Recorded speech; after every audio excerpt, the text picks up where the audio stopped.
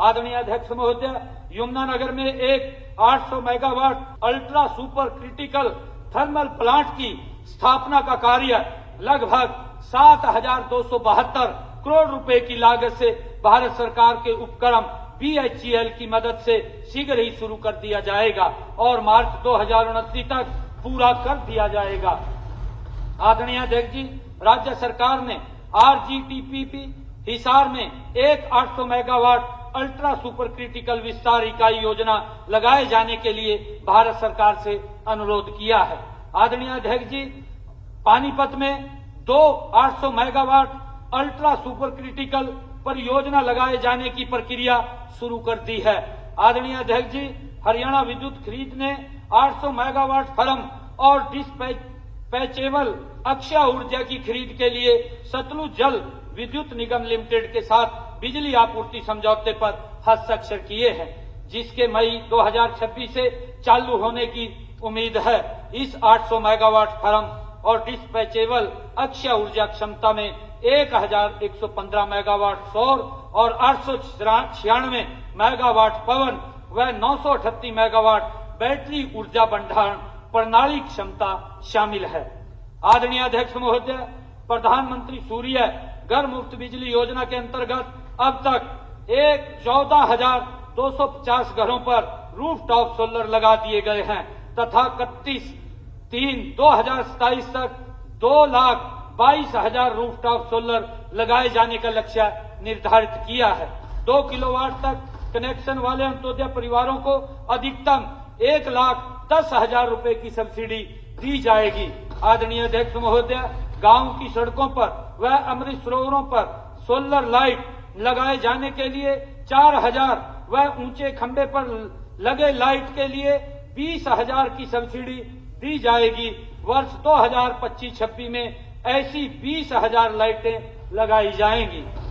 आदरणीय अध्यक्ष महोदय, मैं वर्ष 2025-26 में 6,379.63 करोड़ रुपए का प्रस्ताव रखता हूं। आदरणीय अध्यक्ष महोदय, क्षेत्रीय परिवहन व यातायात वित्त वर्ष 2025-26 में यातायात को और सुलभ बनाने के लिए मेरे निम्न प्रस्ताव हैं। 509 AC स्टैंडर्ड BS6 150 HVAC 375 ई बसों की खरीद की जाएगी। आदरणीय अध्यक्ष महोदय, PPP पब्लिक प्राइवेट पार्टनरशिप के तहत Pipli, Karnal, sector 36A, 12A Gurugram, Ballabhgarh, Faridabad, Ballabhgarh, Sonipat के बस अड्डे बनाए जाएंगे। आदरणीय अध्यक्ष महोदय, 71 करोड़ रुपए की राशि से ट्रांसपोर्ट भवन बनाया जाएगा। आदरणीय अध्यक्ष महोदय, सभी दिव्यांग व्यक्तियों के लिए मुफ्त बस यात्रा प्रदान की जाएगी। आदरणीय अध्यक्ष महोदय, बसों की रेलवे जैसी GPS के माध्यम से लाइव ट्रैकिंग को आम जनता के लिए मुहैया कराया जाएगा। आदरणीय अध्यक्ष महोदय, वायु और ध्वनि प्रदूषण को कम करने के उद्देश्य से सरकार अपने विभागों में विद्युत संचालित गाड़ियां खरीदेगी। हरियाणा रोडवेज भी लंबे रूटों पर विद्युत संचालन बसों की खरीद करेगी। एक डीजल बस को विद्युत संचालित बस में परिवर्तन करने से उसके 10 साल के जीवन काल के दौरान 1.50 लाख लीटर डीजल की बचत संभव होगी। सरकार का लक्ष्य अगले 5 वर्षों में अपने कुल बेड़े में 30% विद्युत संचालित वाहन शामिल करने का है। आदरणीय अध्यक्ष महोदय, परिवहन वाहनों के लिए वार्षिक मोटर वाहन कर के स्थान पर आजीवन कर लगाया जाएगा।